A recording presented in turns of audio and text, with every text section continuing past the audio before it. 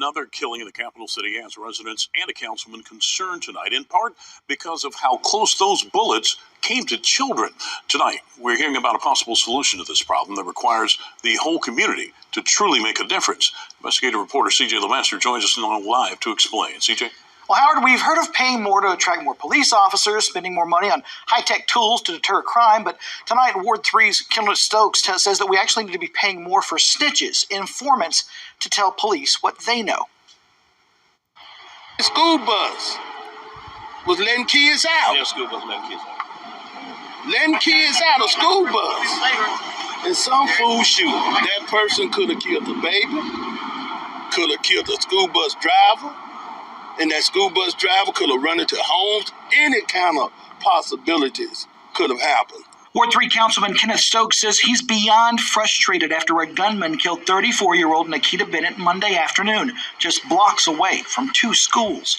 He says the community can help, and the council needs to allocate more money to Jackson police so they can offer it to people who have information on these crimes. We can't wait till a person is dead, then say, all right, let's solve this. Let's be preventive. Yes, we need more snitchers. Let me say it again, because I don't want anybody to say they didn't hear me right. We need more informants. What's going on, YouTube? It's Coffee. Y'all know what it is. We got to get to the news and all that, man. But so much been going on in the blogosphere lately when it comes to snitching, right? You got 1090 Jake exposing Boston Richey. That's what happened. Stop the capping. Other rappers came out and told in the YSL situations, all kinds of ish like that. You know, when everyone's debating, is this motherfucker a rat? I didn't rat because when I ratted like this, so it ain't ratting, this, that, and the third.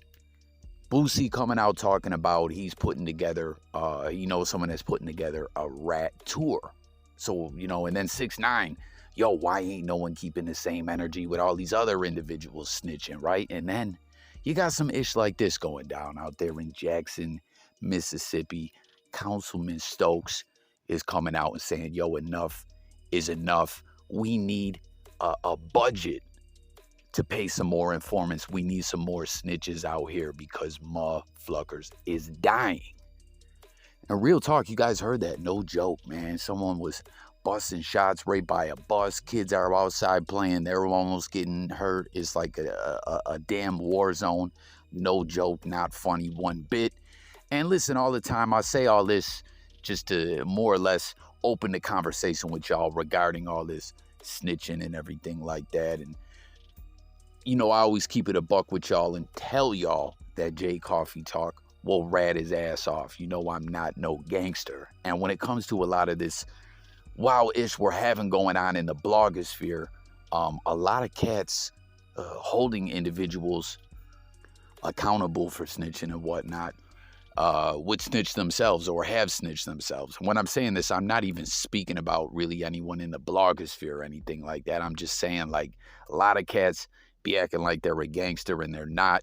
But for everyday civilians, right? You see these motherfuckers is just trying to live and not have to dodge bullets where they live at, And they're sick of the crime. They want people to come forth and speak, because that's a whole nother side of the coin when it comes to telling and whatnot. You know what I mean? And in some spots, people get killed, and everyday civilians want to stop that, but they're afraid to talk because they could get killed and laid down. Like, it's wild, you know what I mean? So I just wanted to share this with y'all, you know what I mean, for those who tap into a lot of the same content and sectors of the blogosphere as J Coffee Talk does. And, let's open up the comments. Let's get it conversation going about telling and about civilians and about communities and, tomfoolery and just everything.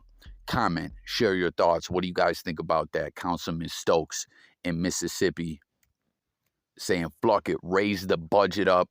Let's get to telling. We need to lock motherfuckers up." And what's your thoughts of all the stuff going on in the blogosphere and in the hip hop world with the whole snitching and, a lot of cats trying to play the gangster role when they ain't really built like that? Tap in. Now, we got some other pro wrestling news I wanted to share with y'all. I did a video earlier, man. Jerry the King Lawler had a stroke, his 3rd stroke in like 10 or 12 years. He's at home recovering. Prayers out to Jerry Lawler. Real talk. I hope the king is all right.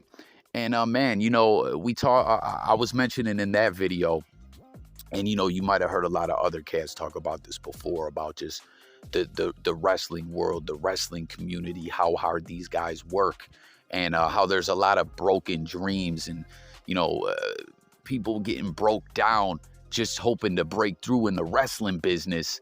And you know, so often painkillers come into the mix and just different things like that. And you know, it's a tough world, and a lot of wrestlers experience a lot of loss. I'm sure, like, comment and let me know if y'all ever watch Dark Side of the Ring, man. This is a lot of wow-ish over there. But another pro wrestler I wanted to talk about with y'all real quick, you know, who's experienced a hell of a lot of loss over the last year or so, is Kevin Nash, right? Big Daddy Cool, Diesel, however you want to refer to this man. He most definitely, you know, the Clique, he played a major part in pushing the wrestling business to where it is now. That's what I was talking about in the Jerry the King Lawler video. You know, the King put in work, crossing wrestling over, you know, into the mainstream and whatnot. And, you know, Kevin Nash, I mean, come on, the Monday Night Wars, all that wrestling boom and everything, you know, that birthed the Attitude Era, you know, trying to compete with the NWO and what was going over there on Monday Night Raw, or I'm sorry, Monday Nitro, you know, the Monday Night Wars. That's really what really kicked wrestling into another dimension, so to speak, right? But you know, he lost his good buddy, one of my favorite wrestlers all time, Scott Hall, aka Razor Ramon. And you see he lost his son not too long ago, and he shared this caption here reflecting. This is what I was saying earlier too. Jerry the King Lawler lost his son as well, Brian Christopher. Grandmaster Sexay, not Scotty Too Hotty, that was his tag team partner. Brian Lawler, however you want to refer to this guy, you know, he lost his son as well. And it's like, no parent should ever bury a child, man. Do you know, like, I just can't even fathom that. You know what I mean? Like, I don't know if I could carry on. I really don't, man. But you see, he threw this caption up, you know, him chilling with his son. And he said, I forget what a beautiful man my son was. Love you, T. This pain will only grow in time. It won't diminish until I take my last breath. Love and miss you, my son, man. That's wild, man. He lost Scott Hall and his son in like the course of a year. That's wild, man.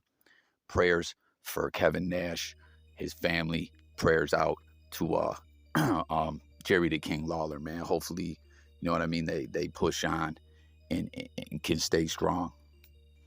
All right, man. MILK74 doing his best. Like, things been, I mean, obviously Milk's channel's doing lovely and all that, but I feel like Milk hasn't been embroiled as much controversy as typically. I got another video I got to do on Milk over on my other channel or whatever, man. But MILK74, you know, trying to keep Treyway 6K's name alive. You see posted, it says free Treyway. Let me know if y'all fuck with Treyway. And I forget, how much time did Treyway get, man? Does anyone know his release date? Didn't he get like 6 years? Did you fuck with his music? Let me know below. MILK74 still, you know, trying to rap for Treyway in his incarceration and absence from the game. Busta, what it is right now. What it is right now. What it is right now. What it is right now. Let me tell you what it is right now. Let me step up and handle my biz right now. Did you see this man tonight? Did you see this man tonight? Yes, that was everything. That was everything. I was like, I'll be his backup whenever he needs it. Whenever he needs it. Right here. If Flip is busy, you call me. You know that you call me. You call me. And yo, we keeping it coming, keeping it moving, keeping it violent. We getting the paper, let's keep it chillin', stacking and piling. And now we happy and smiling, cause now we living good. Doing it is how we be moving it in the hood. Doubling one, double the bitches, double the bitches. Turning you up, one for my bitches. No doubt. Keeping it busy, make all my women all shine. Everything you make you pick up and see through. While you picking around the corner, baby, I see you. Tell me what you gonna do. I'm telling you now, I'm gonna have you rolling until your ass drops. Hit me up and down. Yo, let me take you to the top. Stop, my nigga. All my niggas up in the front say,